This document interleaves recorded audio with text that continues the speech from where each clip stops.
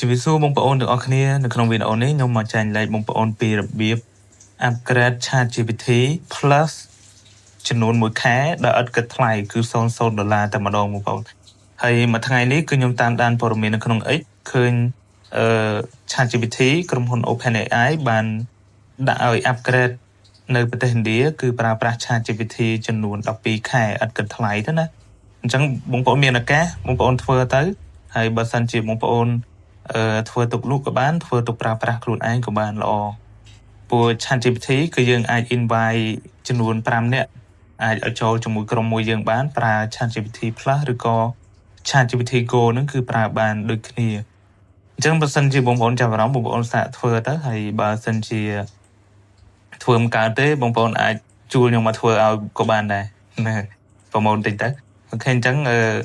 ហើយនៅក្នុងវីដេអូនេះខ្ញុំអត់បានបង្ហាញបងប្អូនពីរបៀប upgrade ChatGPT Go ទេគឺខ្ញុំប្រើ ChatGPT Plus ហើយ ChatGPT Plus នេះគឺក្រុមហ៊ុន OpenAI គឺ free ឲ្យបានតែ1ខែទេដោយសារតែ ChatGPT Plus នេះវាមានមុខងារល្អប្រសើរជាង ChatGPT Go 12ខែចឹងហើយបានជាក្រុមហ៊ុន OpenAI បានដាក់ឲ្យយើងប្រើបានតែ1ខែទេឥតគិតថ្លៃណាតើអញ្ចឹងបងប្អូនចូលមកមើលវីដេអូខ្ញុំទាំងអស់គ្នាថាខ្ញុំត្រូវធ្វើម៉េចជម្រាបថាវាមានដោយ account ទេព្រោះ account នេះគឺ account របស់ខ្ញុំជាប្រភេទ account Gmail ចំនួនចាស់ខ្ញុំបង្កើតនេះដូចជាតាំងពីឆ្នាំ2018ម៉េះអញ្ចឹងវាយូរឆ្នាំដែរហើយដល់ពេលខ្ញុំដាក់ upgrade ទៅប្រទេសUnited States គឺវាឲ្យខ្ញុំ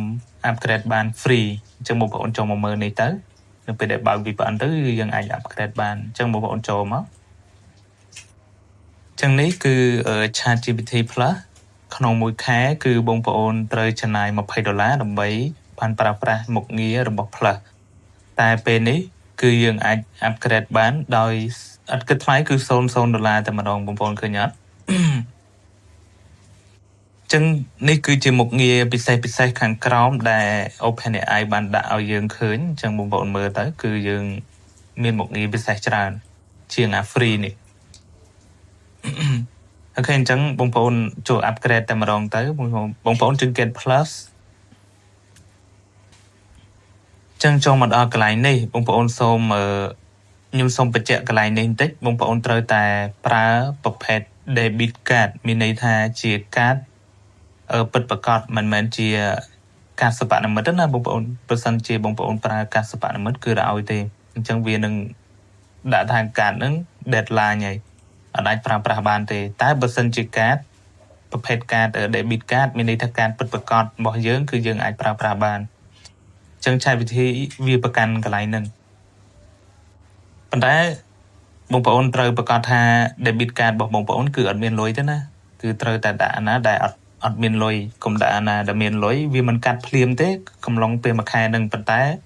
បើសិនជាដាច់ខែហើយបងប្អូនអត់បានចូលទៅ cancel card នឹងចោលអញ្ចឹងវានឹងកាត់អូតូលុយនៅក្នុងកងរបស់បងប្អូនចំនួន$20តែបើសិនជាមានអត់គ្រប់ឲ្យវាកាត់ក៏វាអត់កាត់ដែរតែអាចនឹងវាបកកឬក៏យ៉ាងម៉េចខ្ញុំមិនដឹងណាតែកន្លែងហ្នឹងគឺការពីមែនតើទៅអូខេអញ្ចឹងខ្ញុំសូមចូលទៅយកកាតរបស់ខ្ញុំយកដាក់តែម្ដងទៅខ្ញុំដាក់កាតរួចហើយបងប្អូននៅកន្លែងនេះត្រូវតែដាក់ឈ្មោះឲ្យពិតប្រាកដដូច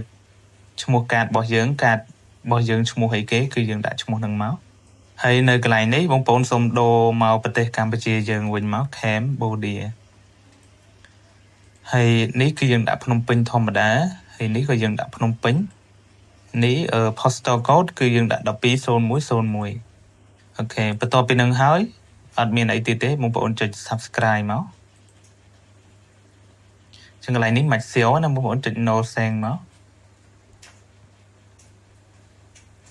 កន្លែងនេះវាបញ្ជាក់ឲ្យយើងថាយើងមិនជា AI មិនជា robot យើងគឺជាមនុស្សអញ្ចឹងបងប្អូន select កន្លែងហ្នឹងមកហើយវានឹងសួរយើងចឹងកន្លែងនេះវាឲ្យយើង click ទៅលើរូប4ជ្រុងចឹងបងប្អូនចុចលើ4ជ្រុងហើយបងប្អូនចុចទៅមុខរកណា4ជ្រុងអូខេ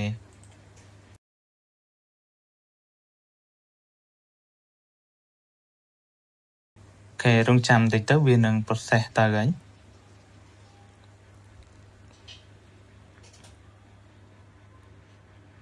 អូខេប៉ុណ្ណឹងគឺរួចបងប្អូនឃើញទេស្រួលមែនតើអញ្ចឹងបងប្អូនចុច not now មកមិន connect ទៅលើ